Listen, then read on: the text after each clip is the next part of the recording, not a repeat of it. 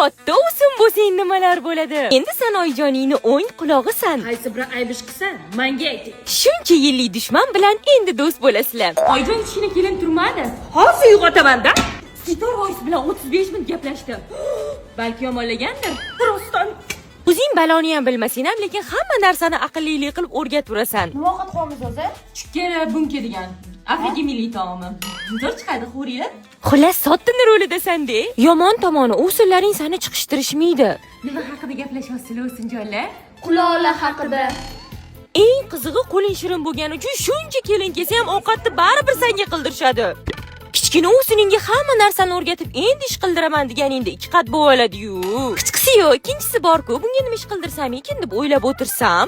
Iskandar Buildings mezbon loyihasidan uy oldik. Yunusobod 19-kvartali ro'parasida joylashgan. Hamma sharoitlar bor, mazza qilib yashaymiz. Siz bo'lsa ham quturgan qaynona bilan yashavering. Shuncha payt qaynonangni kalishiga patay bo'lgan bo'lsang ham, har doim mehmonga kichkina keliningni olib ketadi. Mayli, sabr. Alohida chiqib ketadigan vaqtlarimiz ham kelib qoldi-yu deganingda. Kelin, shu desa sizni yaxshi ko'rib qoldim. Hamma kelinlarni chiqarib, sizni olib qolaman.